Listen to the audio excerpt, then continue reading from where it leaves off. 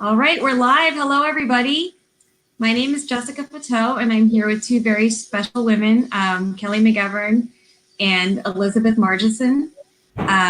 Kelly works with George Mason Mortgage. She's one of the fabulous lenders I refer my clients to. And Beth works for WayForth, helping people with all sorts of services that we'll talk about. And today's topic is downsizing. So the first thing we're going to chat about is why downsize. And the top three reasons I've seen are, just wanting to age in place, have a home where you don't have to deal with stairs. Another reason might be you're getting divorced. Another reason could be that you want to move closer to your family. You have grandkids across the country. So, Kelly, what are some reasons that you've seen people thinking of downsizing from the financial standpoint? Definitely for downsizing because they want to have less cleaning and maintenance on a property that's larger, maybe after their children have moved out. And then also some people downsize because they're looking to reduce their overall obligations for utilities, mortgage payments, and just paying off regular debts they may have, car payments or other revolving debts, getting out of credit card debt. So a lot of people do downsize, but mainly probably for retirement purposes. And how about you, Beth? What are some of the common things you're seeing with downsizing clients? Well, you guys covered a lot of it, but having a lot of possessions takes a lot of your time. So I think people, they reach a certain age, and if they're able to, they want to spend their time differently. They don't want to be clearing out closets and taking care of the yard and all of that. They want to be traveling and spending time with family. Right. So what does WayForth do? So can you describe that to everybody, your company and what you guys do? Well, we're a move management company, and we have our own move division, and we take the pain out of moving. So we can do whatever a client needs to make it easier. If they need help sorting through things and deciding what to do with them, we can take things to donation or auction or trash. We can pack everything for you, and at the other end, we can unpack everything for you and set up your home so that when you walk in, you can go to bed in your own bed, you can turn the lights out next to your bed, you can make breakfast in the morning, and your art is home. We also do space planning services. A floor plan is a great way to start. Even if you're only considering going into an apartment, we can put together a digital floor plan so you can see, oh, okay, well, I could live in that space. This is how my furniture would look in there. So really do whatever the client needs to make their move easier. Right. Thank you. Hi, Charlotte. Charlotte's watching. Don't let Randy watch, Charlotte. Randy is my neighbor across the street and wants to move, but they're not allowed to. So don't let Randy watch. Okay. How did you get into senior move management, Beth? Well, I have a retail background, and so I spent many years allocating space and designing spaces for customer experiences. So really moving is the ultimate customer experience. It's kind of a seamless transition. Cool. And who is your main clients that you serve, your clientele? The majority of our clients are seniors who are downsizing, but we have clients from all phases of life. And, it could be a very busy family that needs help cleaning their clutter and just wants to help with organization, or they need help staging their apartment. It could be, as Kelly mentioned, a divorce or whatever, but generally we work with seniors who are downsizing. And so how has the coronavirus pandemic affected your business? Well, obviously we slowed it down quite a bit, but we're keeping busy with essential moves. We have clients that have sold their homes and need to move, or need the extra care that they can get in a senior living community. So we are doing essential moves, and we have put a lot in educating our employees as far as health and safety protocols. And I think that that's going to continue. I don't think that's going to go away for quite a while. So it's something that sort of changed our lives and the way that we do business, and we'll be doing business going forward. Okay. Kelly, I'd like to ask you the same question, even though it wasn't in our notes. Has the pandemic affected your business in any way, or how are you guys coping? The market has still been really strong, and this is actually a really good market to refinance because interest rates are extremely low. So I've been helping many families with their refinancing, and some are doing those cash out refinances and consolidating their debts during this time because the interest rates are so low. But mainly our clients typically do apply online. And everything kind of gets uploaded. And, thankfully, we've been doing that for a while, so we're very used to doing most things remote from our clients already. So that's been a blessing that we've already had that in place. Right. Beth, how much do you charge your clients for your services? Well, all of our services are hourly, and so it's as much time as the client wants and needs, and the services that they request. So at the end of the day, we start with an estimate of what we think the project will be. Then they have a dedicated project manager, and the project manager will work with them. And if they add services, they update them along the way. Okay. Thank you. So if folks are interested, they should reach out to you, and maybe you come to their home, I'm imagining, and give them kind of an estimate there. We do. We offer a 1 hour free consultation. Sometimes it takes less time, sometimes it takes more, and talk about what we can do. Really, we need to listen to the client and see what they need, and then we make suggestions, and it's really what they feel comfortable with, and we try to make a very on-point estimate so that there won't be any surprises along the way.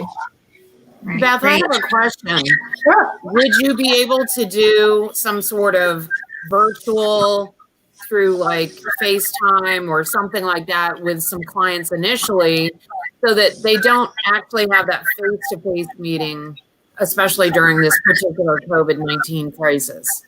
Yes, and actually we have had a lot of success. And I moved a client a couple of weeks ago that I did not meet her until the day of her move, and then we met briefly in the hallway as she was leaving, and all of our communication was done through FaceTime, and she was so pleased with herself that she was in her 80s and never had FaceTime before. And it went really well. I dropped off a package of painter's tape in different colors, and she labeled things where she wanted them to go, and it worked out well. We've done that, and telephone calls and Zoom meetings, whatever the client feels comfortable with. That's great. Very cool. That's cool. And so I guess the final question I have for you, Beth, right now would be, what should people be doing now? It may not be the best time for those clients who are elderly to sell right now, just because of the coronavirus and safety. So if someone's thinking of downsizing, say when this is all over, what advice do you have for them to start that process now? Well, I find that a lot of clients have a lot of thoughts swirling around in their heads. So it's a good idea to sit down and put that on paper. And for instance, if you sit down in a room and put down, I gotta have it, I want to have it, I don't need it, I want my family to have it, I want to sell it, I want to give it away. Just make yourself a list with check marks. And then, especially if it's, I want my family to have it, if you're assuming that your son or daughter is going to take that big set of china, ask them. And if they say, no, I don't want the big set of china, I live in the studio apartment, then you know what, you really need to respect their reply and look for another way to get it to someone who would really appreciate it. And even if you're not doing the work right now, if you have a good idea of what you want to do. It's going to help you once you do decide to move. And even if you are putting one extra bag of trash out at the curb every week, that's one extra bag of trash you don't have to move or have someone else deal with later. So every little bit counts, and have a plan. Great, thank you. That's a great advice. I was going to say, Jesse, what do you suggest to your clients when they talk to you directly about preparing to downsize and getting ready to list their home? What do you suggest that they do? So thanks for asking that. I usually go into a home for a listing presentation not having seen it before. And I will give you a personalized sort of list of what I recommend. And oftentimes, it's just, I'm saying this, and here are the things that I think will help you get the most money for your home. And many times that will include packing away some of your belongings. I tell my sellers, once you list your home for sale, even though you haven't sold it yet, you have to say it's not my home anymore. It's going to be somebody else's. So the buyer needs to be able to go in there and envision their things in this home. And buyers these days want things to be move-in ready. They want neutral paint. They don't want to have to do a whole lot after they move in. So it can make it challenging, especially for people who, are living alone and are older, to sort of get all this stuff done to make it show well. And that's where I think, Beth, your services would come into play. Having someone come in and do that for you. You can pay for staging, so you don't have to do anything. So usually I'll suggest, new paint, new light fixtures, update things you can update for not too much money, maybe new carpet, and make it move-in ready as best you can. And so for some, that's overwhelming. And if that's the case and you want to sell it as is, you can do that. It's just you won't get as much money for your home if you do it that way. So there are always options. There's like a full renovation, there's a partial renovation, and then there's just nothing. And then, what we can control as a seller is how we price it and how it shows. So those two things, and the marketing agent, of course, you can control. So those are the things that you can control. You can't control the market and the number of buyers out there, but you can control those things. So those are the things that I focus on when I'm meeting with potential sellers. So Kelly, I have another question for you. So the question here is to refi or not to refi? That is the question. So if someone's thinking of downsizing when this is all over, should they consider refinancing now or not? Well, you want to consider the costs involved with the refinancing. And if they're thinking of moving potentially in the next 2 years or maybe 3, it may not be beneficial to refinance because of the costs involved. So you want to make sure that if you are selling your house, that you do net the most amount of money possible for you, because those funds can be used for moving costs or paying off other debts that are making your life easier when you're starting to move towards retirement income. So you want to make sure that you're making smart decisions rather. And that's, something we can evaluate when we're looking to get pre-qualified for your next home. Great, thank you. And what advice do you have for sellers to prepare financially to sell their home? Well, we want to get them pre-qualified and see, what they're going to qualify for on the next home, what new monthly payments may be looking like for them, so that we're matching up maybe the equity that they're going to get from their current home and looking at what the financing would be on the new home, and then just trying to decide the best path for them and, make sure we're approaching this from a good perspective. And we also want to make sure that when they're listing their house and considering contracts, obviously you, Jesse, will be helping them to make sure they decide on the best contract coming in on their listing, to make sure they're working with the buyer is working with a strong, reputable lender locally, hopefully, possibly. Sometimes the larger banks take much longer to qualify, and you can't reach that loan officer who works for a bank on banking hours. And, you want to be able to reach a loan officer who's available to answer all the questions to make sure you're accepting the right contract. Right. And I can vouch for you, Kelly. You're always available all the time. 24/7.